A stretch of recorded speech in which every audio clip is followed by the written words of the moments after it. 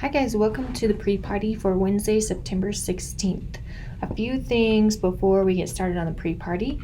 Wednesday's class will not be in the classroom building. It will be in the Family and Consumer Sciences kitchen, as you'll see on the course outline. I've included a map here and also uploaded a map to Wild Courses. The Ag building is right near the middle of Prexy's pasture on the north side. If you enter the Ag building on the front, you will want to go up 3 flights of stairs to find the 3rd floor and then walk around the hallway to find room 3023. Just because it's a new location, I encourage you to come to class a little bit early. That way you have time to find it. I will have my phone on me, so if you get lost, give me a call or call one of your teammates and have them help you get to our location. Another announcement is we have our first extra credit opportunity. That is involvement in the Food Science Club. I'm an advisor for this club. This club is very active throughout the year. Our main goal is to cater community events either on campus or throughout Laramie. Sometimes we even go outside of Laramie, travel across the state of Wyoming. Everything we raise in terms of catering, those funds get to be used each year by the students to go on a trip to explore food in other places. So for example, we've been on trips to New Orleans, Napa Valley, and Deadwood. These trips are intended to educate you on the regional foods, delicacies away from Wyoming, because oftentimes we don't get to experience things like really good seafood. So the meetings are every other Tuesday at 6 p.m. in room 202. The next one will be next week, and you will earn 5 points of extra credit for the semester if you are actively involved. This means you come to meetings. If you can't make it to meetings, you are participating in caterings throughout the fall semester. If you're already a Food Science Club member and you are active, you will automatically receive 5 points at the end of the semester. So if you're interested, I know there are a few members currently in the class. Ask them or ask me, but we do hope to see you at our meetings. All right, so now let's go ahead and get into our pre-party material. This is going to start more scientific discussion on our part, especially as it relates to nutrients. So our goals for today are to take what we've learned in the past. Today we talked about how flour was made. I know we didn't finish our mappings, but we will finish that on Wednesday. We also started to understand the difference between white and wheat flour based on kernel structure and what is included in white and wheat flour. So now we're going to take a look at the nutritional differences between those two types of flour. And when we start talking about nutritional differences, that leads us into discussion of our carbohydrates, proteins, lipids, and then vitamins, minerals, and water. So we're going to discuss carbohydrates, or at least start discussing carbohydrates, in the hopes that over the next couple of weeks, we will cover each macronutrient based on how it is included in certain types of food. Flour just happens to be our model for carbohydrates. So here are 2 images of food labels. The one on the left represents all-purpose white flour. I'm using gold medal, and that's a pretty discernible food label if you go to the grocery store. So that label directly to the right of it is associated with all-purpose flour. Then on the right side of the screen, I have a food label for whole wheat flour. I want you to notice that there are differences between these labels. First of all, they are formatted very differently. The one on the left, the all-purpose flour, is the new food label standard that all food will have to be adhering to by the year 2020 and 2021, depending on the company size. But beyond formatting, when we start to evaluate the numbers on this food label, we can see some differences. For example, all-purpose flour has 110 calories per serving, a serving being a 1/4 cup or 30 grams of flour. On the flip side, though, we see that the whole wheat flour only has 100 calories per serving. Serving size is still the same, 30 grams, so we see whole wheat flour has fewer calories.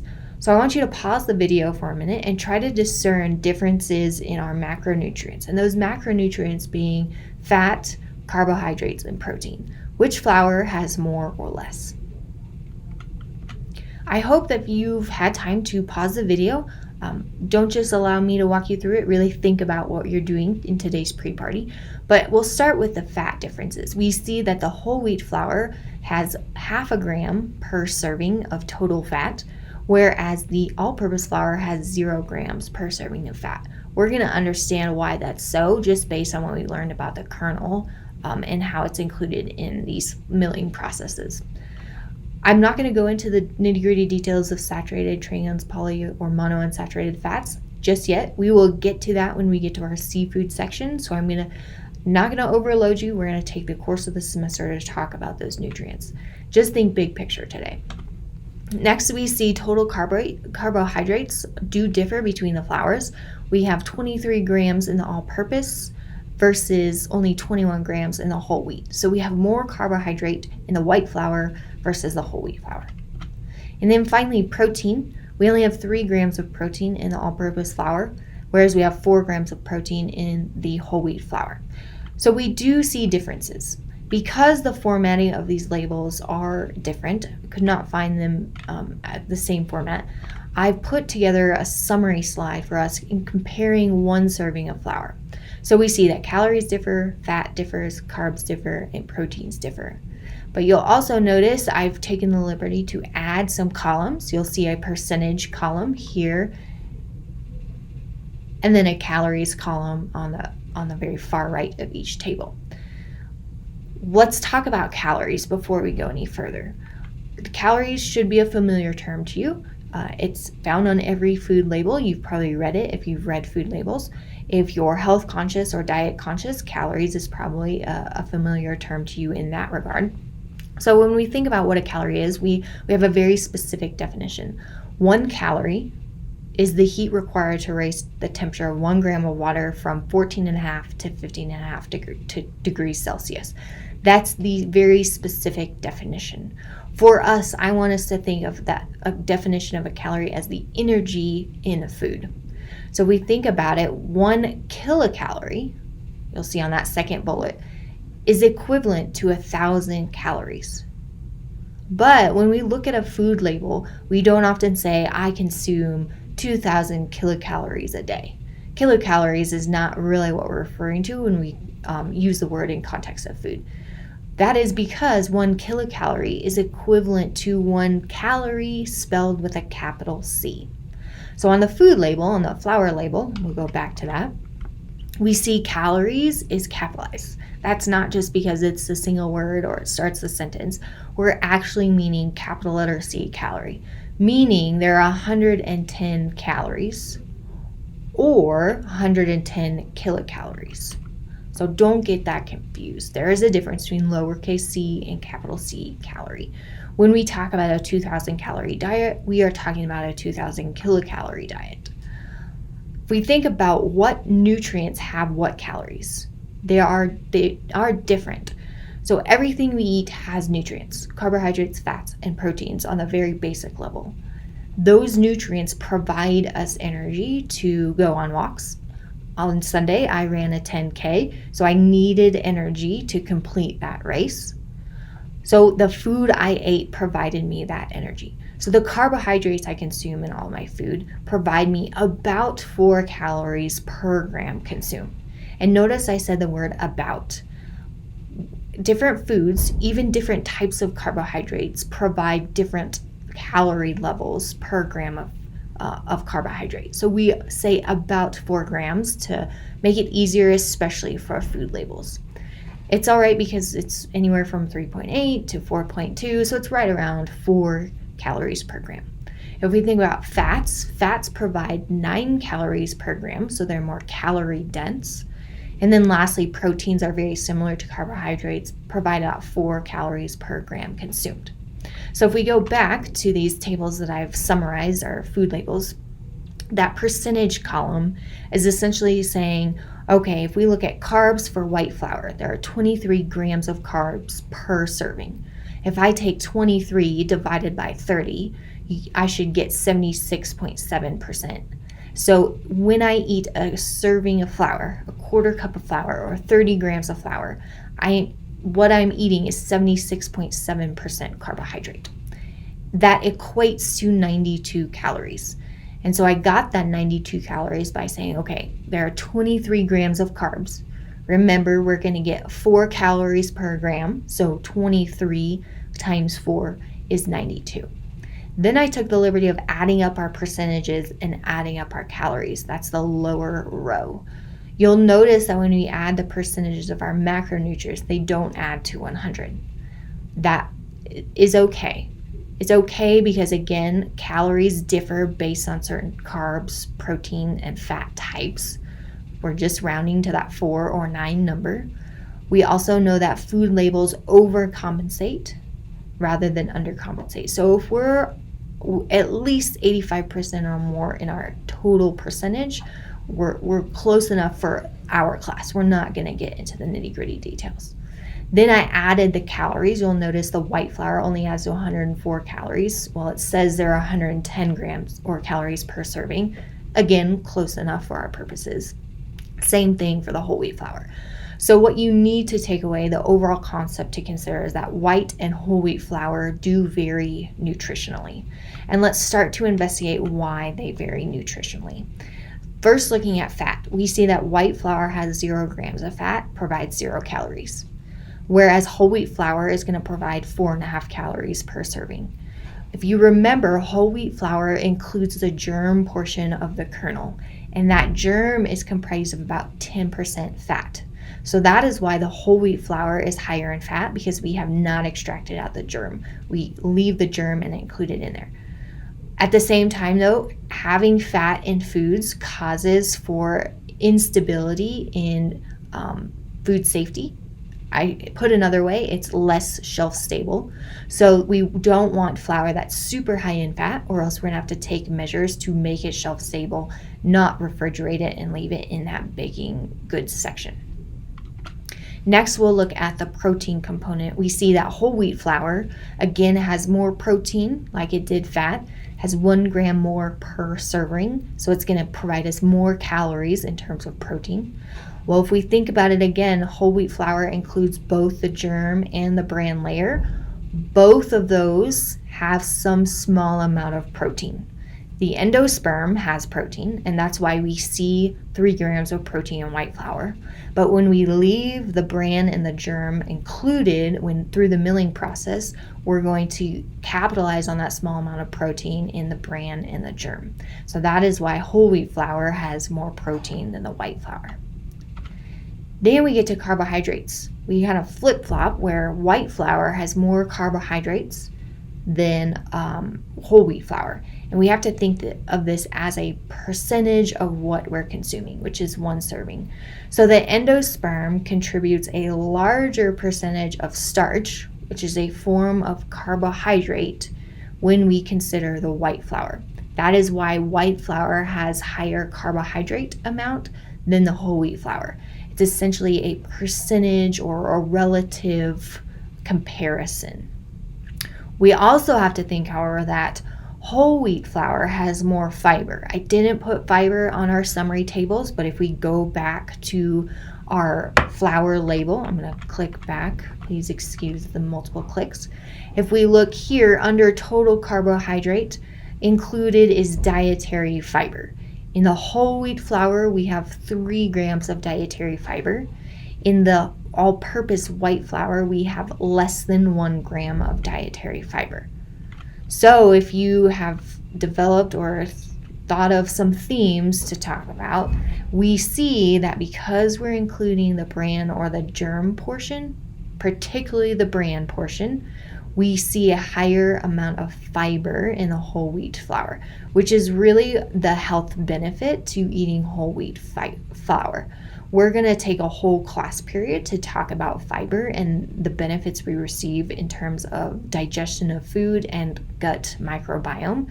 So just know that that bran layer is what's contributing more fiber and going to create more health benefits for us as we consume whole wheat flour. So here's a thought-provoking question for you. No matter what, we see that carbohydrate is the largest proportion or largest nutrient available when we consume flour. Let's consider why cereal grains, in our instance wheat, but other cereal grains apply to this as well, are largely carbohydrate. And as a hint, I want you to think about what plants can do that we as humans cannot, or what can plants do that animals cannot do. I want you to pause the video again, take a minute to think about this, think back to your general biology courses or your general botany courses and see what you come up with, and let me know when you get to class. All right, so now we've talked about how whole wheat and white flour differ, and we've identified nutrient differences. So we are going to specifically look at carbohydrates today and the next couple of days in class. So as a basic form, carbohydrates are known as sugars. I'm gonna guess that's not a surprise to you. Carbohydrates also have a very specific formula. Formula meaning they are consisted of carbon atoms, hydrogen atoms, and oxygen atoms. Okay, so carbohydrates consist of only those three atoms, and they can come in many different forms or arrangements, which makes carbohydrates a very complex nutrient class. The main function of carbohydrates is to provide energy to our body, specifically glucose as an energy source. If we don't consume glucose directly, which we rarely ever do, our body functions to break down those carbohydrate sugars to create glucose and utilize that for energy. We know that carbohydrates comes from plants, and again, you just had a thought-provoking question asking you why plants are mainly carbohydrate. So again, let me know what you come up with when you get to class on Wednesday. All right, here is maybe a complex looking diagram. This is my map to help you understand how we break down classes of carbohydrates. So at the very top, carbohydrates can be thought of as one entity.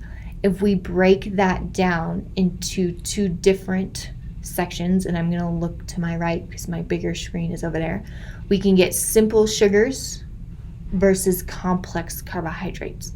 If you were to guess, simple sugars probably have a simpler form, a smaller form, whereas complex carbohydrates have a larger, more complex form or arrangement. Breaking down the simple sugars, we have two different options. We can consider them monosaccharides or disaccharides. And I've given you an example of one monosaccharide, and that is glucose. Glucose, you will notice, is a ringed structured sugar, as most carbohydrates or monosaccharides are. It has 6 different carbon atoms, starting with carbon 1 at every point. We have a carbon 2, carbon 3, carbon 4, carbon 5, and carbon 6. It also has oxygen atoms at various locations, as well as hydrogen atoms at various locations. So we know this is glucose because these OH groups or hydroxyl groups are in a very specific position. The first OH group on carbon 1 is down. The OH group on carbon 2 is also pointed down. The OH group on carbon 3 is pointed up, and the OH group on carbon 4 is pointed down. So you will be responsible for knowing the structure of glucose. So we have down, down, up, down in terms of hydroxyl groups on carbons 1, 2, 3, and 4. Glucose is the most common monosaccharide. Then we have disaccharides, meaning we're going to put 2 ringed sugar structures together. When we get to our milk or dairy section, we will talk much more about disaccharides, especially as how they relate to lactose intolerance. For today's purposes, we won't go into any detail. Then once we're beyond simple sugars, we can go to complex carbohydrates. There are 4 classes of complex carbohydrates: starch, cellulose, gums, and pectins. Class on Wednesday will have everything to do with starch. So we can break starch down into amylose and amylopectin. Amylose is just a straight chain of glucose molecules linked together. Here is an example of amylose. We see they're just straight single file lined up, connected by carbon 1 and carbon 4 every time in that linkage.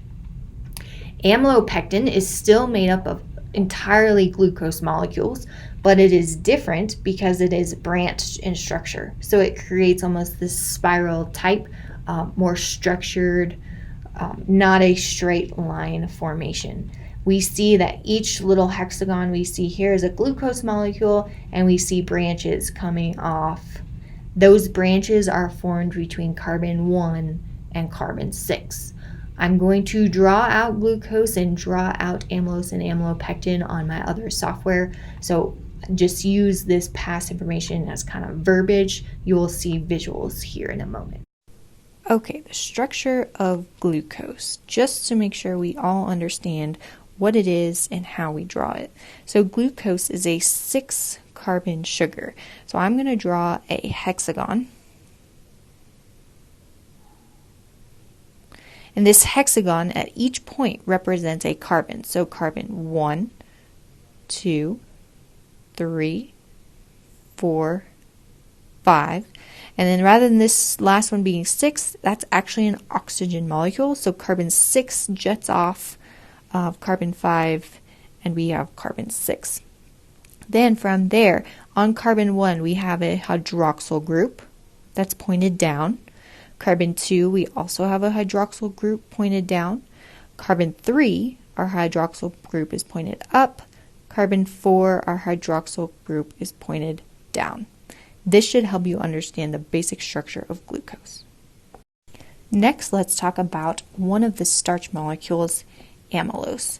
Amylose is made up of many glucose molecules. So I'm going to draw a glucose molecule as just the hexagon. I'm not going to go into the details, but at every carbon 1, we have an attachment of another glucose molecule to carbon 4. So it's a straight chain, single file line of glucose molecules attached at carbon 1 and carbon 4. Amylose is made up of at least 200 glucose molecules, so we can see long lines of glucose stacked together to form amylose. Now let's talk about amylopectin, the second form of starch. Amylopectin is branched, whereas amylose is single line, file line, straight chain starch. On the screen right now you see amylose. We know that because we have a glucose bonded to another glucose between carbon 1 and carbon 4. Now on this glucose molecule, I've drawn in a carboxyl group. Remember, this is carbon 6. So thinking back to amylopectin, we see branches between carbon 6 and carbon 1 of another glucose molecule. So this is carbon 1. This is carbon 6. That branch will continue as if it were its own amylose molecule by going in a straight line, bonding between carbon 1 and carbon 4. These branches will be seen all throughout this starch molecule. All right, now we can go ahead and start talking about starch in particular, how it relates to food and how food scientists understand starch properties to make certain foods the way they are. Starch is nature's reserve carb supply. So plants carry starch molecules, both amylose and amylopectin, not one or the other. There is a combination of the two types of starches stored in plants as an energy supply. We often see less amylose as compared to amylopectin, 15 to 35%, so a lower percentage of the plant is made up of amylose, whereas a higher percentage of the plant starch is amylopectin. Amylose and amylopectin in combination in a plant or in a food type, say we're talking flour in specifically, lend varying characteristics in food mixtures. Mainly, we talk about 3 different properties. So starch in food, first and foremost, provides structure. When we heat a starch and add water, we see that starch-water mixture start to thicken. And we cool that starch-water mixture, it starts to gel. So think of making a pie. We add flour or cornstarch with water or milk Keep stirring it over heat. It causes a thickening to occur between that flour and water. And then as we cool it in the refrigerator, it starts to gel into a very firm structure as compared to the flour that we started with, and definitely firmer than the water or milk that we started with. This structural component or structural property of starch allows foods that contain starch to have many different shapes. It's very important to a food scientist creating a certain product to be able to understand starch property and understand what gels might form upon heating and cooling. The next property starch has is a binding property. So as an example, a batter made of flour and water that has more amylose as compared to amylopectin will bind tighter to vegetables, say an onion or a pickle, before it is fried. This will cause a tighter bind between batter and vegetable, and when placed in the fryer, will hold tighter. So if you've gone to a restaurant and ordered onion rings and the onion is peeled away from the batter, there's not really interaction between the two, it's likely the starch used was higher in amylopectin versus amylose. And then lastly, a property that is very important to starch is thickening. So let's talk about starch's thickening power. Pretend my hand is a starch molecule. This is a starch granule that contains amylose and amylopectin. I'm going to dump my hand into a pot of boiling water. As that water heats up and it heats up the starch, my starch, amylose, amylopectin, my hand will start to open up. That will allow the water to infiltrate that starch granule. That's important because that's what's essentially causing the thickening. As starch granules start to incorporate water into their structure, they bond to those water molecules. It thickens and causes a more viscous property, meaning it's less resistant to flow. If we added my hand to a pot of cold water, we would not see that starch molecule start to open up. We have to heat starch through maybe a stovetop or an oven to cause that starch molecule to open up and allow water to get inside and thicken through natural property. Then once it's thickened, we can remove it from the heat and allow it to cool. Because that water has interacted, there is space in between my hand that can't get back together. My hand is essentially locked in place. However, those amylose molecules, amylopectin molecules, will try to start to form different structures, a crystalline structure, which causes the gel to set and to form, which allows for that pie that we made earlier to be thick and not to be runny. So your next task, the video is almost over. Your next task is to read a short article that I provided on the pre-party page to start to understand how food scientists choose a certain starch to include in a food. As you read that article, and remember it's short, start to understand the definitions of the terms I've provided. So retrogradation, viscosity, syneresis, stability, opacity versus translucency. Some of those terms might be familiar to you, but others might be brand new. So that article will help you define that. Then on class on Wednesday, we are going to test different starches for all of these characteristics. You will see that cornstarch is very different in character to, say, potato starch or even wheat flour. So you are going to become a food scientist on Wednesday, and then Friday really determine what results you got from the experiment we do in class. If you have questions, email me. Otherwise, a reminder, I will see you in the FCS kitchen located in room 3023 in the Ag Building.